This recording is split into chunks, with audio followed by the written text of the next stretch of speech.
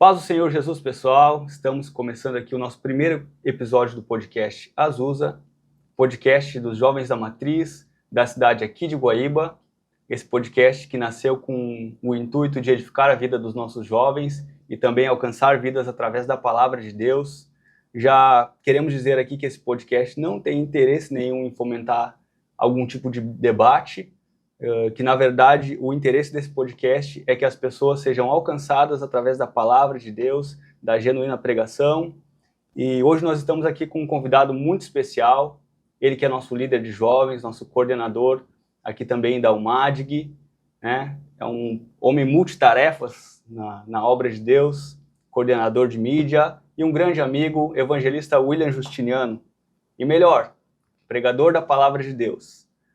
Nós queremos então, William, começar falando aqui sobre como é que foi o teu início no ministério, sobre a liderança de jovens, como é que surgiu isso na tua vida, né? Nós vamos bater um papo logo mais sobre avivamento, falar sobre avivamento, né? Que é o tema que norteia o nosso podcast aqui. Mas gostaria de ouvir de ti, como é que foi esse teu início aí, da tua jornada, como é que tem sido esse teu período aí, liderando essa juventude durante esse tempo? Muito bem. Então, primeiro dizer que é uma alegria poder estar aqui participando, né, desse espaço, esse ambiente que foi preparado aqui para receber os nossos jovens também e aqueles que têm algo a acrescentar na nossa vida. Então, é muito bom esse momento e a oportunidade de nós podermos ter essa porta aberta, né, Igor, de alcançar o coração de outras pessoas. Então, eu louvo a Deus por essa oportunidade, por esse dia de lançamento, né, do podcast Azusa. Isso há muito tempo está no nosso coração e é muito bom ter você aqui conduzindo esse momento para nós e também conversar com você que está nos assistindo, né, que Deus abençoe a sua vida. Eu quero também agradecer a Deus, né, porque por trás de todo esse espaço aqui, do que a gente vê nas câmeras, tem uma equipe aqui trabalhando, né? Nós somos gratos a Deus pelos jovens que estão aqui conosco também, servindo a Deus nesse grande trabalho. Muito bem, tu perguntar sobre como foi o meu início aí no ministério, né? Agora, daqui a alguns meses, poucos meses, eu estou completando aí, por incrível que pareça, 17 anos no Ministério da Pregação, e eu sou muito grato a Deus por essa oportunidade de poder servir ao Senhor desde a minha adolescência, não é? E ter sido chamado por Ele e ter essa percepção da chamada ainda muito cedo. E eu louvo a Deus por isso, porque para mim ser um pregador é um grande privilégio. E desde lá, né, desde os meus 12 para 13 anos, o Senhor veio me abençoando, me direcionando, né, ministrando coisas na minha vida, palavras proféticas e a própria percepção espiritual daquilo que Deus, do caminho que Deus vai tendo para nós. E nesse caminhar, então, fui tendo oportunidades de poder também me envolver na liderança da igreja, né, e servir na liderança. Então, hoje, como tu comentaste, nós estamos aqui trabalhando junto com os jovens da Matriz, junto com a UMADG, junto com a mídia, junto com a diretoria da igreja, né? E tudo isso é um grande privilégio. Então, eu olho para essa caminhada e eu vejo que a construção da chamada, ela vem com um sentimento que Deus faz nascer no nosso coração, né? E isso nasceu no meu coração muito cedo, assim. Eu sempre conto que quando eu era criança ainda, os irmãos visitavam a nossa casa, eu escrevia em folhas do caderno, né, o meu nome, embaixo eu escrevia assim, pregador das multidões, e entregava para os irmãos como se fosse meu cartão de visitas, né? Eu era uma criança, porque eu via o meu pai, foi um grande pregador, né? E esse sentimento nasceu no meu coração.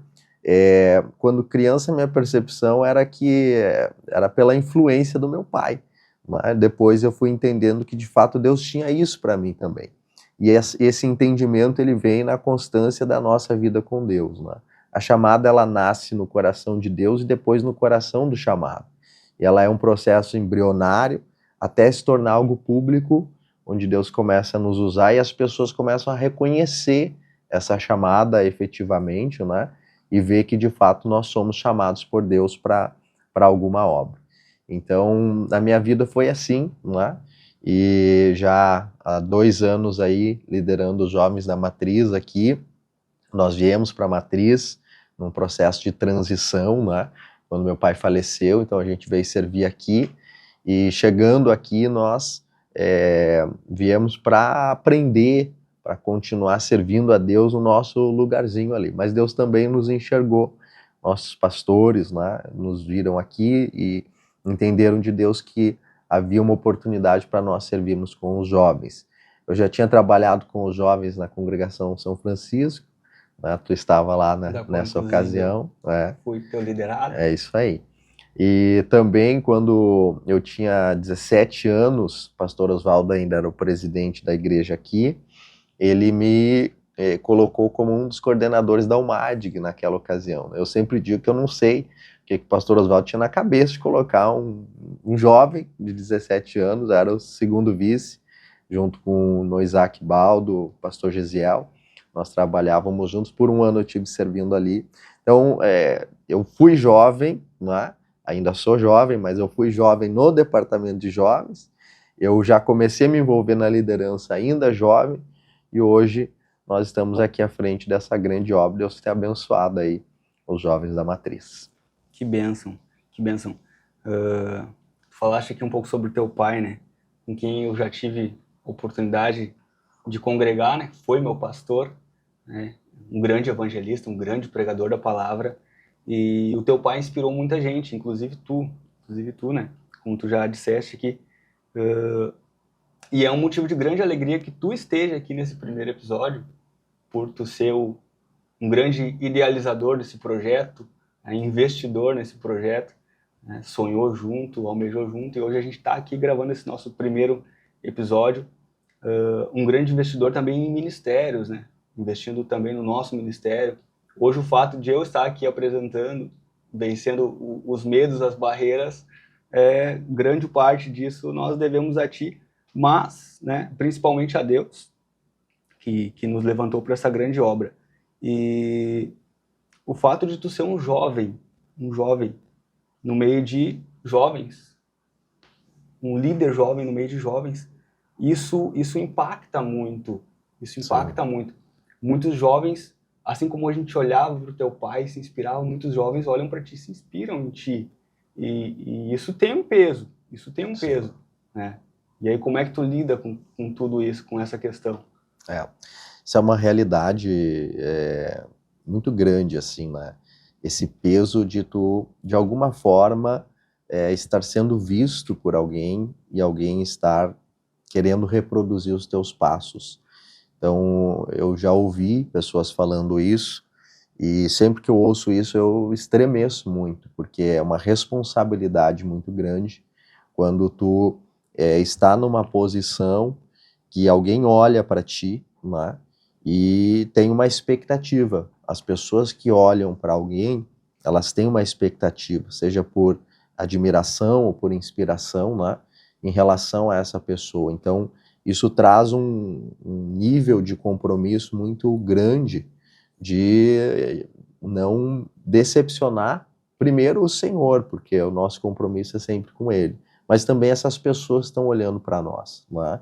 É muito triste quando alguém quer uma referência, quando alguém quer uma inspiração, acaba deslizando na caminhada, porque ela decepciona pessoas. E a gente tem isso, o ministério traz isso consigo, né? Todas as pessoas que Deus levanta, alguém pode olhar e dizer assim, não, ninguém me vê. Não, se você é alguém que Deus chamou, que Deus levantou, certamente existe alguém olhando para ti. Certamente existe alguém te acompanhando, mesmo que você seja um anônimo, não é? Lá na congregação onde você está, tem alguém que está olhando para ti, que está se inspirando em ti, que está admirando a tua caminhada, e isso é uma responsabilidade. E lidar com isso não tem outro caminho, é vida com Deus, não é? Porque quem sustenta o homem é o Senhor. É a vida dele com o Senhor, não é? Que faz com que ele se mantenha em pé. Então, se nós não dependermos de Deus, e aí a gente tem que ter o cuidado muito grande de não deixar isso subir para o nosso coração.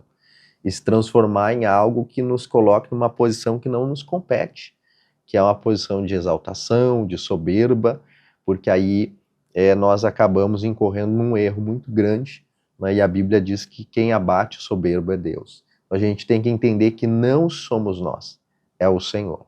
Não é o Senhor na nossa vida, e manter sempre essa consciência da nossa dependência de Deus. Se em algum momento eu ou qualquer outra pessoa pensar que é sobre mim, né, ou sobre si mesmo, essa pessoa começou a cair, né, efetivamente, porque nada é sobre nós, é tudo sobre o que Deus é na nossa vida e o que Ele está fazendo através de nós. E o único objetivo de Deus fazer algo através de nós é para o avanço do reino dele. Então, nós somos servos, não é, que estamos aqui para servir efetivamente. E a gente olhando a partir desse prisma, a gente vê que muitos homens que poderiam ter sido grandes na mão de Deus falharam nesse quesito, né? Porque deixaram cair no seu coração a soberba, a exaltação. A gente tem o exemplo de Saul, a gente tem o exemplo de Sansão, poderiam ter sido grandes instrumentos na mão Sim. de Deus e acabaram falhando, partindo para o lado da soberba, da exaltação, partindo para o seu lado carnal. Perderam a mão nisso e muitos deles tiveram consequências tão graves que levaram o povo de Deus também ao pecado, né? Então existe uma grande responsabilidade quanto a essa posição que Deus nos coloca. Com certeza. Quando estamos à frente de uma liderança, né? Somos sim referência para alguém, de certa forma, mas a gente tem que ter essa consciência de que a glória é toda de Deus. E é lindo ver isso na tua vida, que tu tem total consciência disso. Eu sempre tive, Igor, um cuidado muito grande com esse sentimento, porque ele é natural do ser humano, da nossa natureza caída, de em algum momento tu olhar e achar que é sobre ti. Os elogios vêm. Isso, e a Bíblia diz que o homem é provado pelos elogios. Né? Por que provado pelos elogios? Porque todo elogio, né, todo aplauso, toda admiração tem o potencial de desvirtuar a nossa vida. Né? E a gente cair nesse sentimento, e eu sempre tive muito, acho que eu posso até usar essa palavra, medo, né, de incorrer no erro do orgulho. Então, desde muito cedo, a minha oração sempre foi: Senhor, não deixa o orgulho subir no meu coração.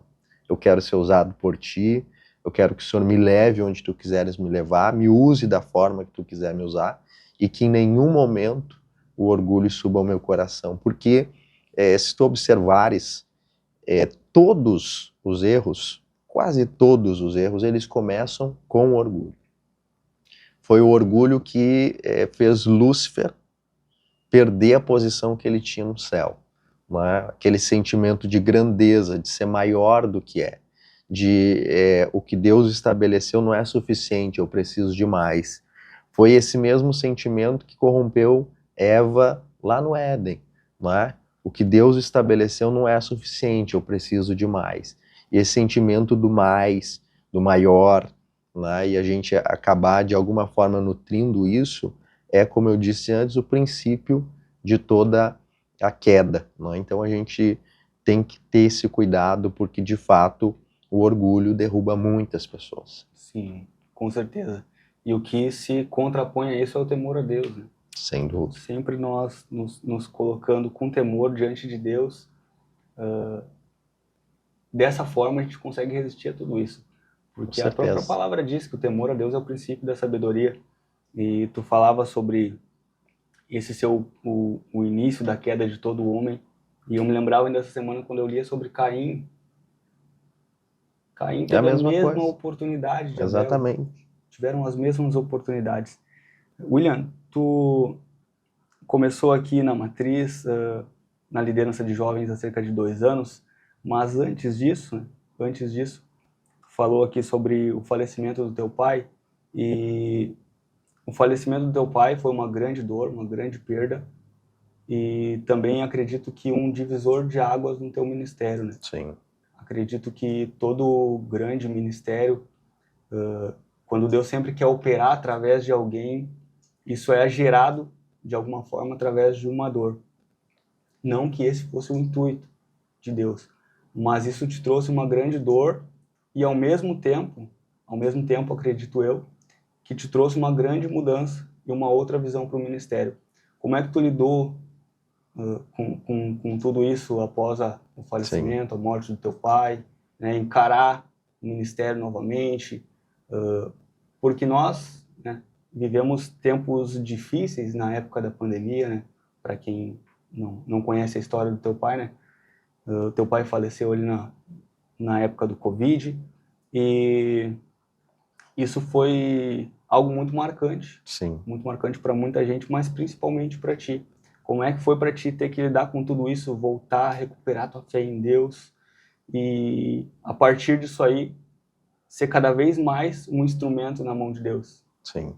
Realmente foi um marco importante, grande na minha história, porque eu sempre disse assim, eu tenho duas referências para mim no ministério da pregação. O meu pai, sem dúvida alguma, não é? Foi quem me inspirou desde o começo, e o pastor Luiz Antônio, que por sinal foi um grande amigo do meu pai também. E ambos já estão com o Senhor, mas ainda ficam como minhas referências assim do ministério da pregação. Então o processo, né, da perda do meu pai foi um processo, apesar de ter sido muito rápido, diferente de outras pessoas que ficaram dias internadas, enfim. Meu pai foi 5 dias, se eu não me engano, né, entre a internação e a partida dele. E os primeiros 4 dias dele no hospital foram muito difíceis, assim, porque nós estávamos naquele momento de ver tudo que estava acontecendo, entendendo a grandeza, né, do que a gente estava vivendo e o potencial de fato, nós perdermos ele, mas mantendo a fé em Deus, né? Acho que esse é o básico de qualquer crente, né? A gente precisa acreditar enquanto o Senhor está dando oportunidade. Então, esse foi o sentimento inicial, mas esses primeiros 4 dias foram muito difíceis, né? Por assimilação de todo aquele processo. Eu era o segundo encarregado do meu pai lá no setor Bonfim, nós estávamos com a igreja toda mobilizada, né, naquele contexto, e o meu pai faleceu numa segunda pela manhã, e eu sempre digo assim, até domingo de tarde eu estava completamente destruído, com aquela percepção, né, de que nós poderíamos perdê-lo. E aí domingo à noite, assim, à tardinha, à noite, Deus usou muito a Duda, né, para falar comigo, e aquilo me renovou as forças, né, me renovou as forças de uma forma muito sobrenatural, a ponto de que na segunda, quando ele faleceu pela manhã, eu estava no trabalho, ligaram do hospital, aquele processo todo, quando ligaram do hospital eu já sabia o que era, eu vivi isso muito tranquilamente. Então não precisei fazer um resgate da fé, porque a fé tinha sido fortalecida já naquele momento, né? Mas foi uma mudança radical, porque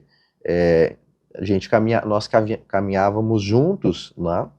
E a partir daquele momento eu passei a caminhar sozinho, entre aspas, de ter aquela pessoa de fato próxima, assim. E eu sou uma pessoa que não me abro muito para as pessoas, é o meu jeito de ser.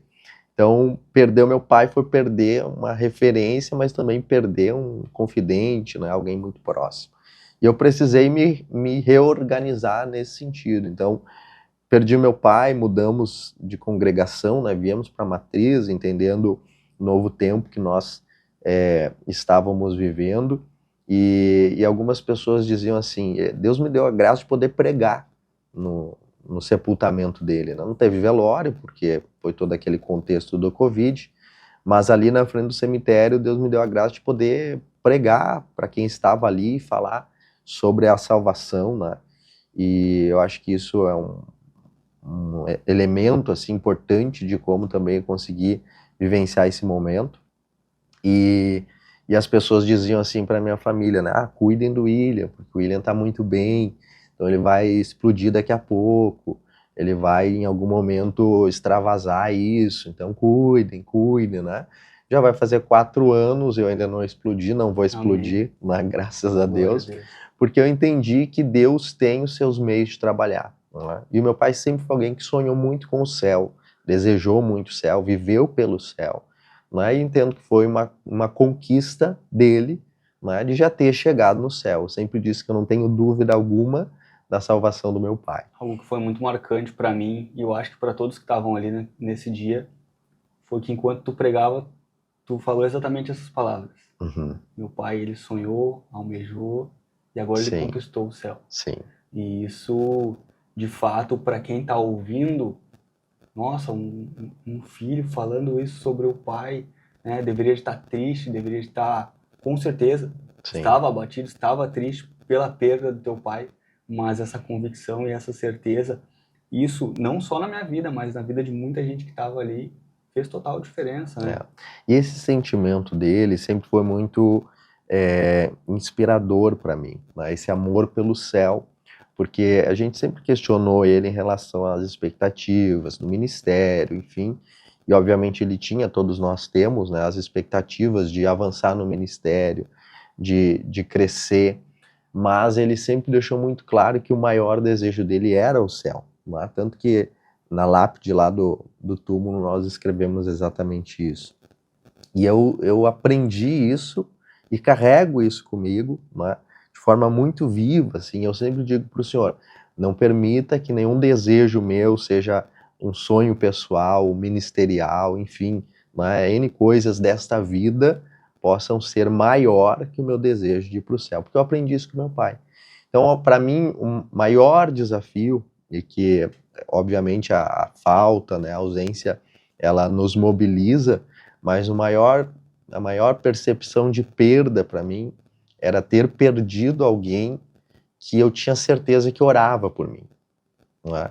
E que incentivava muito meu ministério. Sustentava nos joelhos. Exato. Então, a Duda sempre fala, assim, tem algumas fotos disso. Eu pregando e ele sentado, assim, ouvindo eu pregar, com um sorriso enorme no rosto, Cara, né? isso era evidente, era evidente. Então, isso para mim, assim, foi o que mais me marcou, e ainda me marca, né? De não ter mais isso, né? E aí traz aquele nível de senso de responsabilidade também. Não que eu não orava antes, mas depois que meu pai faleceu, eu entendi que eu precisava orar mais, porque eu perdi uma coluna de oração, né? Pela minha vida, pelo meu ministério. E hoje eu colho na minha vida muitas bênçãos que eu sei que ainda são fruto da oração do meu pai. Eu sempre digo, meu pai foi um homem que não teve muitos recursos, né, na vida, então a gente nunca não teve uma vida abastada, graças a Deus nunca faltou nada, mas ele não teria condições, por exemplo, de pagar uma faculdade para mim e para as minhas irmãs. Deus abriu as portas para nós. Hoje, nós três somos formados, né, sem precisar ter pago a faculdade. Então, observe que tudo isso é Deus respondendo às orações, né, de um pai, e também cumprindo e honrando um compromisso que ele assumiu lá atrás, quando ele abriu mão de tudo para trabalhar integralmente na obra. Então esse para mim foi o marco mais importante, assim, que foi esse momento de eu perceber que agora eu perdi alguém que era meu apoiador, era meu incentivador, e obviamente eu tenho muitas pessoas que oram por mim. Eu sempre digo isso para os jovens que estão iniciando o ministério, se apeguem e amem e façam com que elas te amem, as irmãs do círculo de oração, porque essas mulheres, elas sustentam a nossa vida em oração. Então eu tenho muitos intercessores, eu preciso desses intercessores. Quando eu vou nos lugares pregar, eu sempre olho essas irmãzinhas e digo assim, ore por mim, me assuma na oração. Então essa para mim foi a perda, assim, né, do ponto de vista ministerial e até da vida pessoal também, que me marca muito até hoje, além, obviamente, da questão da convivência, aí, que é processo natural de qualquer perda. William, e logo após tudo isso, pouco tempo depois, tu passou por um período de transição, né? De agora começar a liderar uma juventude, né, de um setor matriz, Sim. né, uma juventude, uma grande juventude. Hoje temos aí cerca de 85 jovens, se não me falha a memória. 90 chegamos agora. 90 chegamos, né? E muitos, né, mais de 50% aí ativos, né? Ativos, engajados. É uma estrutura grande, né? Lidar com tudo isso, acredito que não é fácil, olhando do ponto de vista de quem está à frente. Hoje nós estamos trabalhando aí contigo, né, como segundo, mas, como teu pai mesmo dizia, né, o para-choque é quem está na frente, né? Sabe que quando o pastor falou conosco, né, que ele tinha um desafio na área jovem da igreja, que ele estava orando, Deus estava direcionando nós, né, Duda e eu, para assumirmos esse desafio. Antes de nós falarmos formalmente, nós fomos orar, assim, saber se de fato era o que Deus tinha para nós, né? E aí, naquele processo de oração, assim, nos primeiros dias, essa ideia parecia muito absurda, né? Eu dizia, mas não é isso que Deus tem para nós. E nós estávamos decididos a não assumir. Então nós tínhamos uma conversa marcada com o pastor nessa sala, que hoje virou o nosso estúdio, né? Antes era a sala do pastor. Nessa sala, num sábado pela manhã, nós estávamos decididos a dizer para ele que nós não aceitaríamos, nós tínhamos orado, não tinha vindo paz ao nosso coração, e a Bíblia diz que a paz tem que ser juíza no nosso coração. Então, e aí o pastor precisou cancelar aquela conversa e remarcar para terça-feira. E nesse processo de cancelar de sábado para terça, né, que aparentemente foi por um compromisso dele, mas hoje a gente entende que foi por uma direção de Deus, no sábado à noite Deus falou conosco. Em casa, Deus deu um sonho para a Duda, né, de muitos jovens carregando mochilas pesadas, tendo que atravessar como se fosse um riacho, assim, e eles gritavam, né, pediam socorro, ajuda, e nós estávamos ali, nas margens, e a gente conseguia puxar e ajudar a tirá-los, né, muitos daquela situação. E a gente entendeu que Deus estava nos direcionando para esse trabalho, a partir dessa visão. Né? E aí, então, na terça-feira, quando a gente conversou, eu disse, bom, agora não temos mais o que falar, nós temos que assumir o desafio. É um desafio grande, porque é um trabalho muito grande, muito relevante, né? Nós temos aqui, como tu comentaste, 90 jovens aí, e a gente tem, com um grupo grande de pessoas, uma série de desafios e uma estrutura grande para movimentar, para articular, não é praticamente uma congregação. Então, e aí, o nosso maior desafio é integrar esses jovens à comunidade da igreja. Né? Entender que os jovens não são uma congregação à parte. Por mais que tenha o tamanho de uma congregação, nós não somos uma congregação, nós fazemos parte de uma congregação. E a gente precisa congregar. Então, esse realmente foi um momento importante para nós aqui na Matriz quando a gente assumiu esse trabalho. Né? E nós iniciamos um trabalho que já vinha sendo feito, né? A gente assume um trabalho que já está em andamento. Obviamente, cada um tem seu estilo de liderança, então a gente vai colocando também a nossa forma de ser, de agir, né? A forma que a gente também entende que funciona o departamento, e a partir daí a gente vai reorganizando, né, a estrutura dos jovens da Matriz. Então hoje a gente tem uma estrutura aí muito boa, graças a Deus, um grupo bastante engajado, né? Hoje aqui na Matriz a gente trabalha com a ideia dos hubs de convívio, né, que a gente conseguiu implementar. Então, isso é uma coisa interessante. Uma bênção, tem trazido muitos frutos. Isso é uma coisa interessante, né? Quando a gente assumiu muita coisa, a gente já queria botar em prática e ver acontecendo, e a gente precisa, em alguns momentos, olhar e dizer, não é o tempo de Deus, e deixar aquele projeto, aquele sonho, dentro de um processo embrionário até que ele venha a nascer. Então agora, há 3, 4 meses atrás, a gente conseguiu vir à luz, né, esse projeto dos hubs de convívio, que são os grupos de jovens que se reúnem em casas para um momento de edificação, de comunhão, Isso está sendo extremamente válido, abençoador, né? A gente tem visto os frutos desse trabalho. Nosso desejo é alcançar cada vez mais pessoas, então hoje a gente trabalha, né, com essa visão, além dos nossos momentos aqui de culto, né? Então todo sábado é o nosso culto, toda segunda-feira às 20 horas é o nosso culto de ensino, que para mim é onde o departamento funciona. Tu já me ouviu falar isso várias vezes, vários jovens também, que o departamento não sobrevive só de culto, né? Principalmente um departamento de jovens. Precisa ter momentos de comunhão, de direcionamento, de edificação. Então agora nós estamos com o nosso culto de ensino, que é um espaço mais familiar, digamos assim, mais íntimo, onde a gente tem palavras mais direcionadas, às vezes até mais duras, né? Com esse objetivo de posicionar o jovem em relação à vida cristã. Então, nossa programação hoje envolve esses dois encontros aqui em comunhão, né, no templo, e também esses encontros aí que vão acontecendo ao longo do mês nos hubs de convívio. E Deus tem nos abençoado, Deus tem trazido para nós experiências muito, muito lindas, assim, né? E nós estamos gratos ao Senhor pelo que nós estamos vendo. A minha maior alegria, Igor, e eu sei que tu compartilha disso, é ver os jovens tendo um coração voltado para Deus, né? Porque nós não estamos aqui fazendo um trabalho para nós, né? E nem um trabalho que esteja focado no homem. Nós estamos fazendo um trabalho que gere frutos para a eternidade.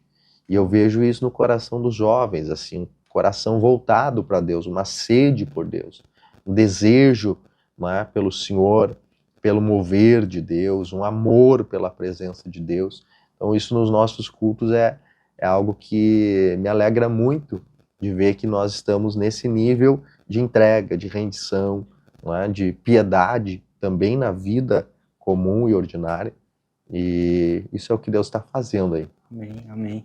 Nós temos uma estrutura muito linda, né, como tu comentou aqui, né, sobre os hubs de convívio que começaram agora. Nós tivemos a oportunidade de estar já em um hub de convívio, né, para ver como é que estava funcionando, como é que o pessoal estava lidando, porque é um momento em que nós deixamos mais para que eles possam ali ministrar a palavra, para que eles possam trazer ali entre eles, compartilhar ideias, né, falar sobre a palavra, cantar cânticos e também aquele momento de comunhão, né? E em específico nesse que a gente foi, nós fomos muito edificados e a gente viu pessoas sendo edificadas. Tinha um visitante, um rapaz que agora está conosco, né? Sim. Que era um visitante e que ali começou a se render a Cristo e através dos hubs de convívio, isso trouxe à vida dele uma esperança que ele havia perdido, né? E isso é lindo demais de ver, que não é apenas uma organização, uma estrutura, mas que tem um projeto de Deus por trás de tudo isso. E esse é o cuidado que a gente tem, né? Que seja uma porta de entrada e não uma porta fim, digamos assim, né? Que a pessoa ela entre no hub de convívio e ela fique só lá. Não, o objetivo é que ela venha para a comunidade da igreja, né? Que é onde a gente está desenvolvendo a nossa espiritualidade e a nossa vida em comunhão, né, e entendendo e aprendendo a conviver com as dificuldades uns dos outros. Então, nós temos esse cuidado e também de ser um espaço seguro onde não se fomente, né, até porque quem lidera os hubs de convívio são os próprios jovens, onde não se fomente nenhum tipo de ideia contrária à palavra de Deus. Isso é um cuidado muito importante. Então, a nossa organização nós direcionamos, né? Todo mês nós criamos o guia do tema que vai ser tratado naquele mês, né? Com as orientações de como eles conduzem, até onde vão, que assuntos não entram dentro daquela temática, para evitar, né, de fato, que se crie um ambiente de polêmicas ou daqui a pouco de fomento de ideias contrárias à nossa fé, ao nosso credo, à palavra de Deus. Então, isso é um cuidado para que Deus possa continuar abençoando esse trabalho. Esse é um cuidado muito importante, né? E diante de toda essa estrutura, de tudo que já vem sendo feito, o que tu enxerga como sendo o teu maior sonho como liderança de jovem? Né? Poxa, esse é o lugar que eu quero chegar como líder de jovens, é isso que eu quero para essa juventude, é isso que eu quero para esse povo? Sim. Essa pergunta ela é difícil de responder, né? Porque eu tenho vários sonhos. E aí elencar o maior... Eu digo pra Fran desde que a gente começou a caminhar com vocês aqui. É difícil de acompanhar, Sim. tem que correr, a gente estica a língua, porque vocês não param, né? Tu e a Duda, vocês não param, vocês são incansáveis. Graças a Deus. E isso é lindo demais, porque projetos lindos de Deus, esse projeto, os hubs de convívio, tantos outros, eles têm nascido dessa mente que não para de borbulhar ideias, Sim. mas que são projetos que vêm direto de Deus e a gente sente Sim. isso em cada um deles. Então, a minha ambição espiritual com os jovens é que a gente possa avançar na vida com Deus, né? Independente de qualquer projeto que a gente venha ainda a desenvolver, né? Esse espaço aqui era um projeto que hoje está se tornando real, né? Mas a minha ambição espiritual é poder avançar com os jovens na vida com Deus, resgatar essa essência aqui, a gente ter isso aqui vivo, não só uma história, sabe? A gente trazer esse amor pelo sobrenatural, pelo pentecostalismo. Nós somos uma igreja pentecostal. E trazer isso para a vida diária dos jovens. Então, você que está nos assistindo, né? A gente tem 90 jovens aqui na Matriz, mas a gente sabe que tem diferentes níveis de entrega, de rendição, de comprometimento, né? Qual é o meu sonho? É ter os 90 com o coração queimando, não pelos jovens da Matriz, não é pelo departamento, não pela Matriz, é pelo Senhor. E se o nosso coração queima pelo Senhor, é natural que o desejo desse coração também seja pelas coisas do Senhor. Então, eu diria que esse avanço, né, esse mergulho mais fundo no rio de Deus, é o meu desejo, né, com uma intensidade maior do que nós já estamos vivendo. Eu vejo que isso já está acontecendo, como eu falei antes, né, eu vejo que já estamos avançando, já avançamos muito como grupo, né, e também como indivíduos, mas o meu desejo é que isso seja mais intenso, mais profundo. É o tema que nós estamos trabalhando esse ano aqui com os jovens, né, que é profundidade.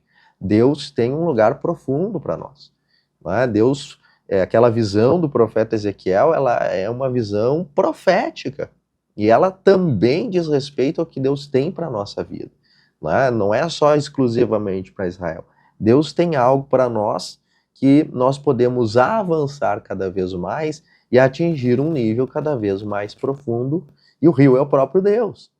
Então, olha que interessante, às vezes a gente está, e é isso que nós temos batido muito na tecla aqui, às vezes a gente está sentado esperando Deus nos encher, e orando, dizendo, Deus me enche, Deus me enche. E temos que orar, e temos que pedir, temos que desejar, mas isso não é o suficiente. A Bíblia diz, chegai-vos a Deus, e Ele se chegará a vós. Existe uma responsabilidade nossa muito grande.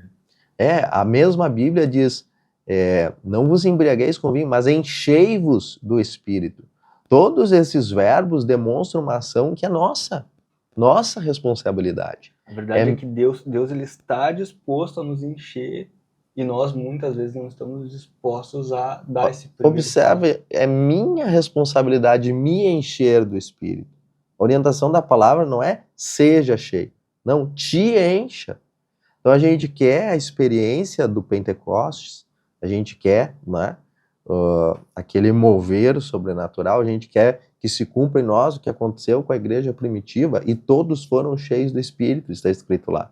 Mas a gente esquece que eles passaram 10 dias orando para que aquilo acontecesse. E nós não oramos mais. Nós não temos mais as nossas disciplinas espirituais. Isso é se encher do Espírito. E esse é o meu desejo para a juventude, não só da Matriz, para toda a juventude de Guaíba, do Rio Grande do Sul, do Brasil, do mundo, todos os crentes, que nós possamos entender que existe uma responsabilidade nossa e que nós só não somos cheios do Espírito e de Deus e de Cristo Porque nós não estamos fazendo a nossa parte. Deus está com a parte dele pronta. Deus está disposto a nos encher. A gente precisa entrar no rio. Deus está nos chamando, entra. Já medi 1000 côvados, é só tu entrar. Às vezes a gente está confortável na margem. Então, em termos de expectativa, né, de sonhos, eu vou fugir de qualquer projeto e vou dizer que esse é o meu sonho. É ver, de fato, a totalidade dos nossos jovens comprometidas com o reino de Deus, comprometidas com Deus e vivendo uma espiritualidade saudável.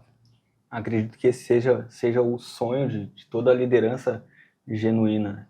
Hoje esse projeto que está sendo realizado aqui, o podcast Azusa, ele não recebeu esse nome simplesmente porque o nome é bonito ou para remeter a uma história que aconteceu no passado. Não, é para que lembre que existe uma centelha ainda dessa chama para ser acesa nos nossos tempos, né? Sim.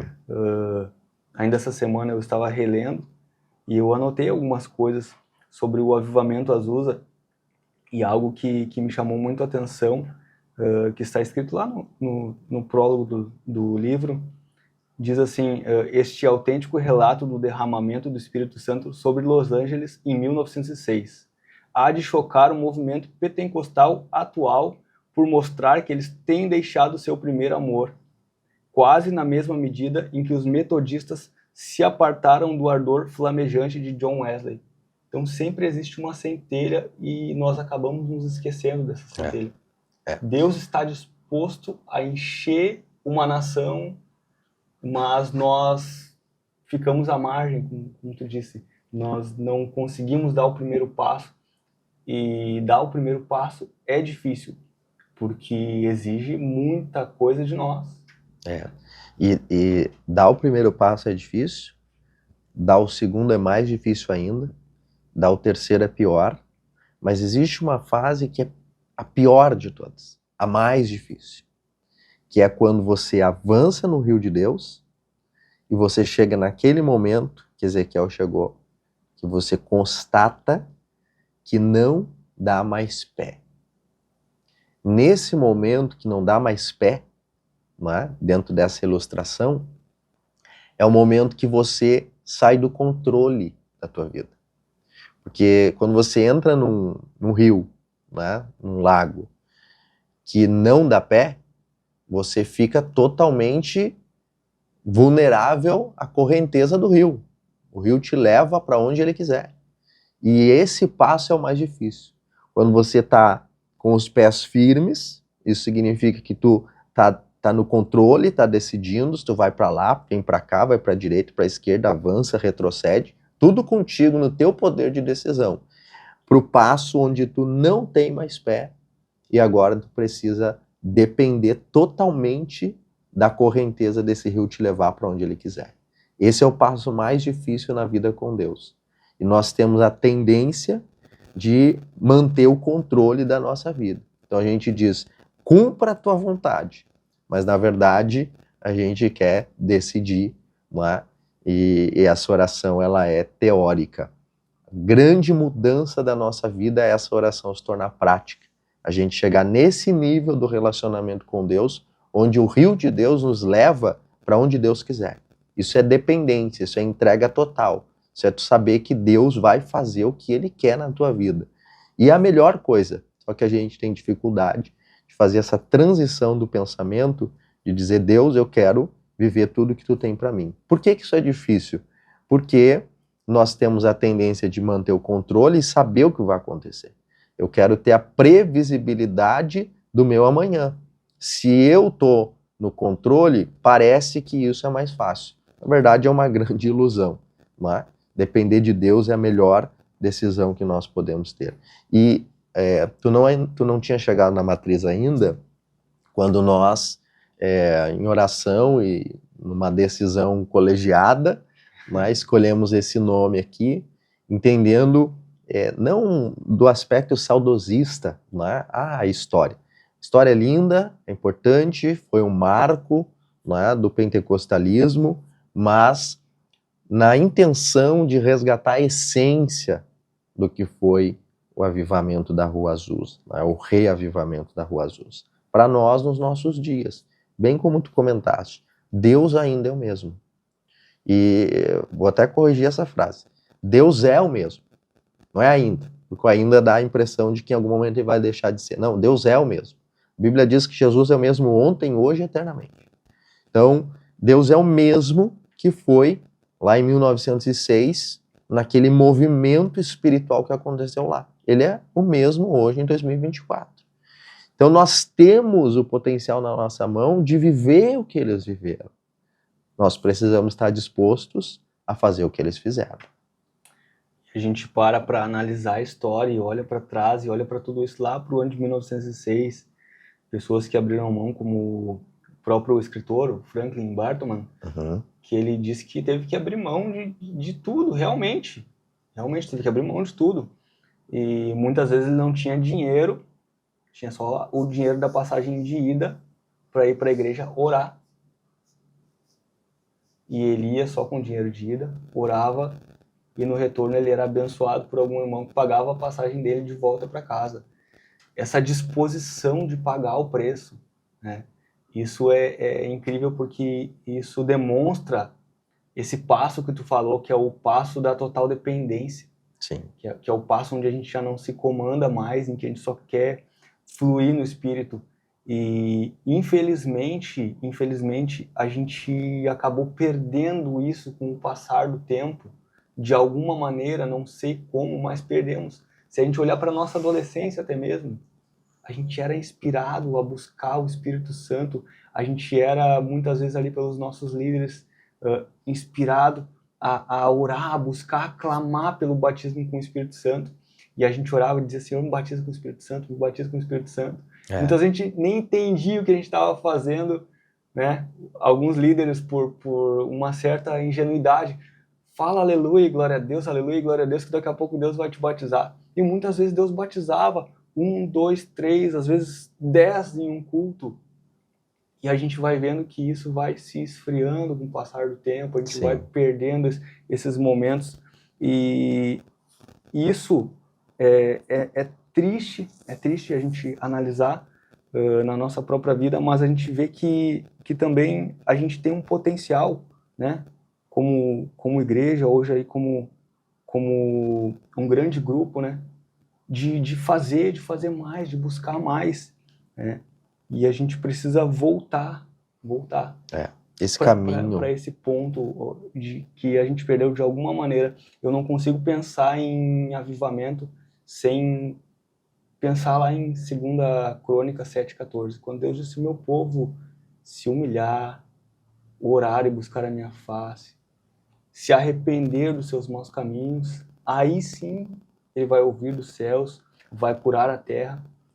Só que a gente pede, mas a gente não consegue percorrer esse caminho da humilhação, da oração. E esse caminho já é avivamento.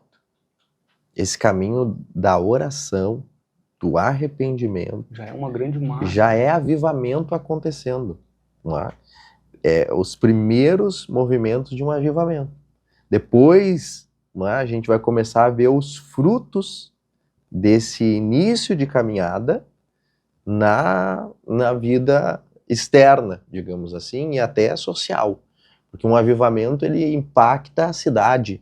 Um avivamento muda a sociedade. Não é? Olhando até mesmo para a história. Exatamente. Era o tempo onde a segregação racial estava... né? Isso, se a gente for ver, né, quando o William Seymour, que foi o agente de Deus nesse movimento da Rua Azusa, ele chega em Houston para participar de uma escola, e nessa escola ele é colocado para assistir às aulas com uma cadeira no corredor, porque ele era um homem negro, né? Um momento da história onde havia todas as barreiras do racismo, e isso se refletindo dentro do ambiente da fé, que era uma escola bíblica, né? Uma escola bíblica. Igrejas separadas, igrejas para brancos, igrejas para negros. Isso. E nesse momento, nesse período, o Espírito Santo resolve agir na terra. E é nessa hora que o Senhor pega um improvável, não é? depois de participar dessa escola, onde ele aprende a doutrina do batismo no Espírito Santo, e ele vai assumir uma igreja, né, como pastor, e nessa igreja ele começa a pregar sobre essa doutrina, e ele é rejeitado. Né? É algo que soa absurdo aos ouvidos do povo, e ele é expulso. Ele chega no momento, não tem mais acesso à igreja, ele foi expulso. Começa cultos em casas, né? Deus vai começar um movimento de batismo no Espírito Santo das pessoas. A casa se torna pequena, tem um galpão abandonado na Rua Azuz, ele aluga esse galpão, é um galpão que em um momento foi até usado para armazenar feno para os animais, ali sem nenhuma requinte, sem nenhum conforto, Caixotes, sem nenhum luxo. O púlpito era as caixotes de madeira, não tinha nem banco, cadeira, né? Era como dava, não tinha uma liturgia organizada. Deus faz esse movimento que sacode, né, o mundo inteiro, e nós colhemos frutos até hoje. Então, observe, esse é o resgate que nós precisamos fazer da simplicidade do Evangelho. Porque hoje nós temos luxo, nós temos requinte, nós temos conforto, mas a gente não tem mais a ação do Espírito Santo em muitas das nossas igrejas. Não é? E a gente precisa resgatar isso, a gente precisa voltar para esse caminho, e mais do que falar sobre mover do Espírito em igreja, é falar do mover do Espírito na nossa vida, no nosso coração. Não é? Por isso que eu digo, é um movimento tanto coletivo quanto individual. Não é? A gente precisa ser os agentes que Deus vai usar para fazer esse mover. Então eu vejo que a gente tem aí uma grande oportunidade de resgatar isso na nossa vida com Deus. É uma constância, o avivamento vem, não tem outro caminho, é pela oração, é pelo quebrantamento, é pelo arrependimento. É a partir daí que a gente vai começar a ver Deus movimentando a nossa vida, a nossa história. Eu acho que a gente consegue focar bem em 3 pontos nessa nossa conversa sobre o avivamento, que são características que antecedem o avivamento, né, que a gente falou aqui, que é esse quebrantamento, essa humilhação, esse arrependimento, que isso já é avivamento, né, por si só. As marcas do avivamento, né, como um segundo ponto, que são as evidências, né, do Espírito Santo agindo. A gente vai olhar para a história e a gente vai ver que as pessoas chegavam às vezes a 2, 3 quadras da igreja, né, ali na Rua Azusa, e já eram tomadas pelo Espírito Santo, e já começavam ali a ser batizadas com o Espírito Santo. E isso é lindo demais, e a gente muitas vezes tem, como tu disse, uma grande dificuldade de o Espírito Santo ter uma liberdade nas nossas reuniões, porque a gente não toma os passos que antecedem, né? A gente quer o grande mover, a gente quer o poder de Deus descendo sobre nós, mas os passos as características que antecedem, né? O caminho da oração, o caminho do arrependimento, da humilhação, do quebrantamento. Muitas vezes ali os irmãos que estavam chegando na igreja eram tomados pelo Espírito Santo e começavam no meio do caminho a confessar os seus pecados. E ali recebiam, eram batizados pelo Espírito Santo. E isso, Igor, é a marca do avivamento. O avivamento, ele é o agente de salvação e de transformação. Um avivamento tem batismo no Espírito Santo, tem manifestações sobrenaturais, tudo isso é lindo, é maravilhoso. Mas o mais lindo de um avivamento é que ele gera salvação e transformação. Uma pessoa verdadeiramente avivada é uma pessoa transformada. Não necessariamente é a pessoa que fala mais em línguas estranhas do que todo mundo. Não necessariamente é a pessoa que tem mais movimentos num culto pentecostal. Não. É uma pessoa que é transformada. A vida dela é transformada. Ela realmente é um agente do reino de Deus na terra. Deus é glorificado através. Isso é fruto do avivamento. Isso é característica de um avivamento. Não é? E nós vamos ver que nesse avivamento no país de Gales, não é? Foram movimentos espirituais que geraram salvação. Salvação, salvação.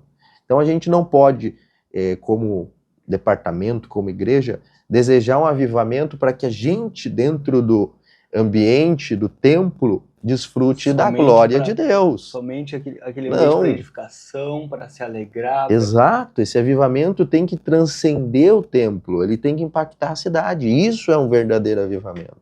É um movimento do Espírito através da igreja que impacta toda a cidade e gera salvação e transformação. E a gente nota isso desde os primeiros avivamentos. Na verdade, desde o primeiro avivamento, que foi lá no Pentecostes, né? Porque chega o Espírito Santo, as pessoas começam a ser ali batizadas com línguas de fogo, né? E as outras pessoas começam a ouvir aquilo, estrangeiros começam a ouvir na sua própria língua, o Espírito Santo agindo, falando das maravilhas de Deus, exaltando e glorificando, falando das maravilhas de Deus. E aí Pedro se levanta para pregar. E quando ele prega, é tão impactante que a palavra vai dizer que naquele dia se juntaram ali 3.000 almas. Sim.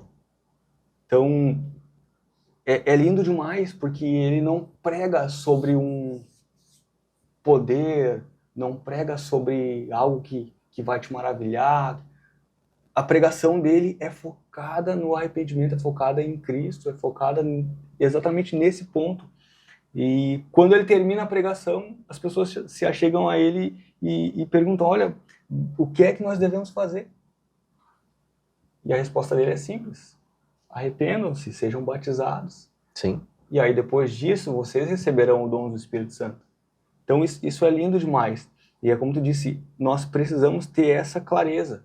Precisamos ter essa clareza de que o fato de Deus trazer um avivamento no nosso tempo, ou de Deus derramar da sua unção sobre nós de uma maneira individual, talvez, não é apenas para nossa edificação ou para que a gente seja maior do que o irmão que está ao nosso lado. Não, é que a gente recebeu aquilo porque a gente precisa derramar sobre outras vidas. Sim. Né? Pessoas receberam, o próprio pastor William Seymour, né? Pessoas receberam naquele tempo uma unção específica de Deus para realizar coisas que outras pessoas não estavam dispostas a realizar, para sofrer coisas que outras pessoas não estavam dispostas a sofrer. É. E isso eu acho que é uma grande marca do avivamento. Né? O escritor que escreve sobre a história do avivamento Azusa, ele diz que senti como dores de parto para que fosse gerado esse avivamento. Então, são dores que muitas vezes elas são reais e físicas, muitas vezes. E aí, inevitavelmente, dentro desse assunto, está o batismo no Espírito Santo. Né? E a gente precisa voltar a falar sobre isso. Acho que a gente vai ter que fazer um episódio aqui só para falar sobre o batismo no Espírito Santo. Mas olha que interessante, né? Nós temos perdido, como tu comentou antes, o desejo do batismo no Espírito Santo, porque de alguma forma a nossa geração não enxerga valor nessa experiência divina, sobrenatural, que Deus destinou para o crente, como a geração passada enxergava. Não é? Então, para mim, essa é uma das tragédias da nossa geração de crentes, não desejar o batismo no Espírito Santo, não batalhar em oração até receber. Por quê? Porque é uma experiência divina, é um revestimento de poder para a nossa profissão de fé. Sabe? A gente precisa desse poder. Não interfere na nossa salvação, mas crente que não é batizado no Espírito Santo, se for fiel, pode ir para o céu, pode, mas para a nossa vida nessa terra é essencial, é fundamental, para a gente poder professar fé em Jesus e testemunhar dessa fé, onde quer que o Senhor nos leve.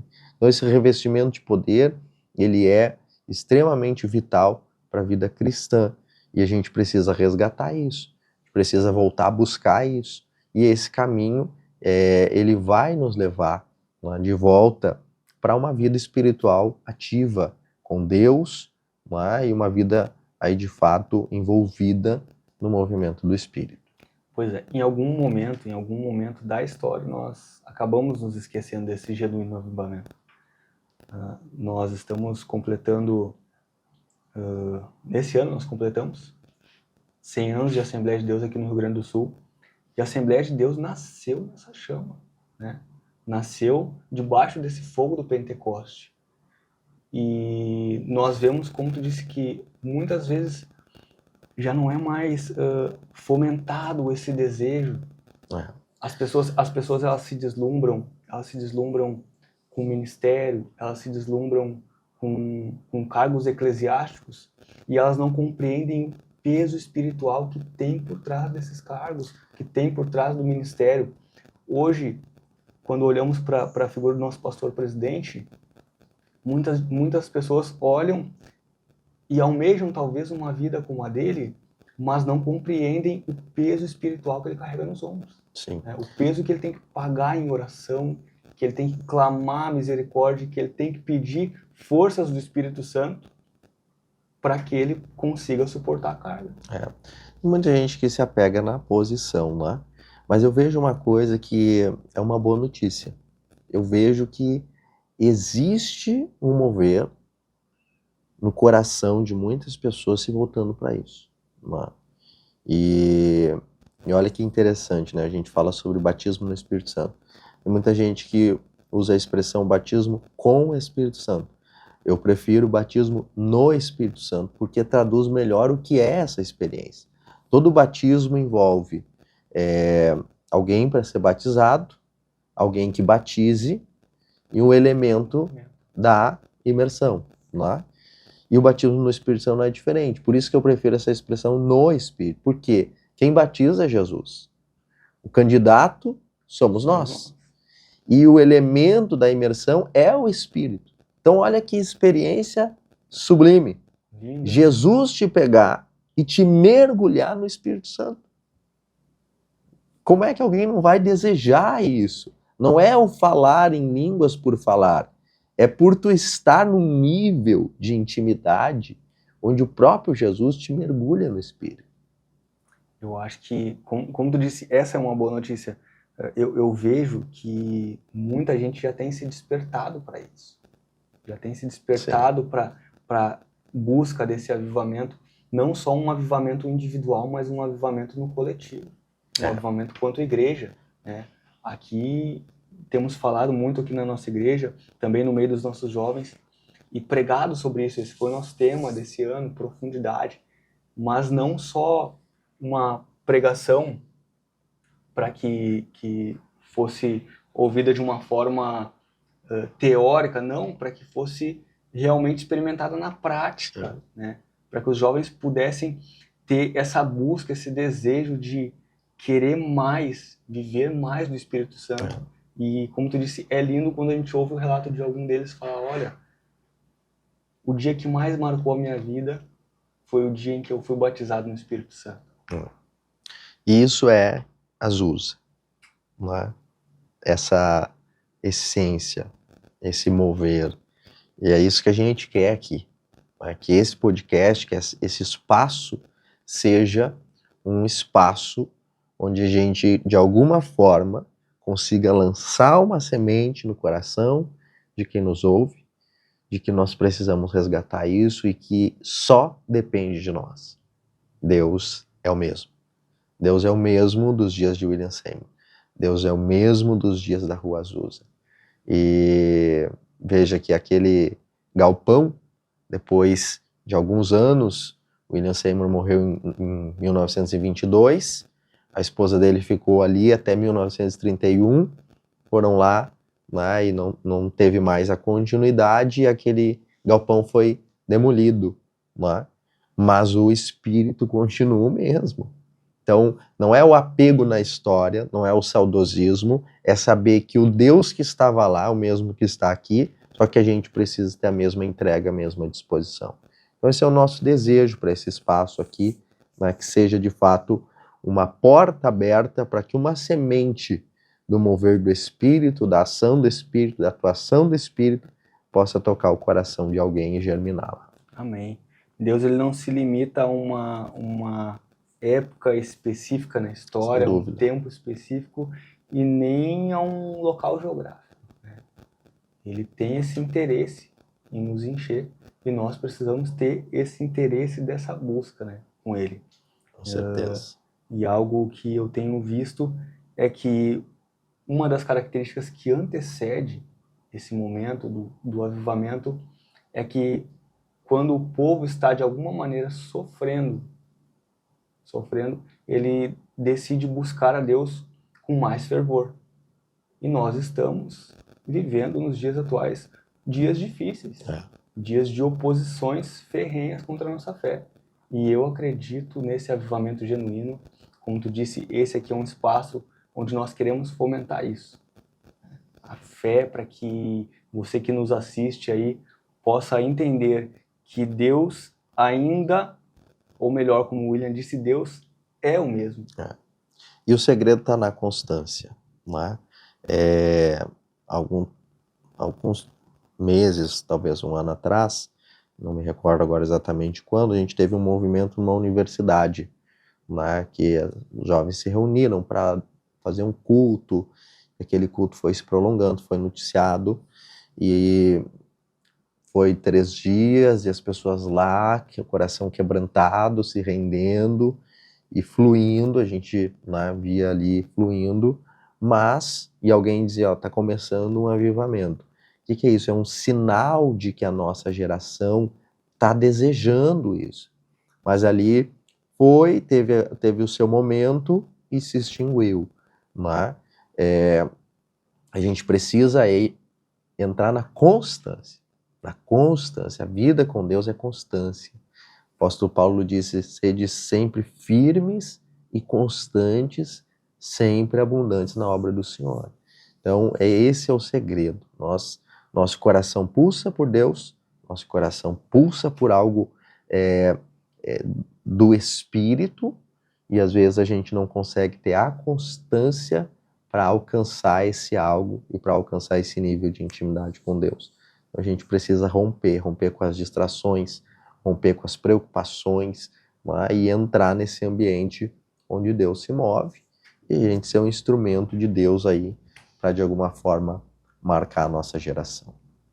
Amém, William. Acredito que nós vamos ter muitos bate-papos, com certeza, acerca desse tema, né? Porque é um tema que não se esgota, um tema que a gente pode aqui passar a noite toda debatendo e que sempre vamos ter algo de Deus para falar. E nós compreendemos que tem chegado um momento muito especial, né? E que Deus está querendo se mover através de nós, que nós precisamos disso, dessa busca, como tu disse, dessa constância, né?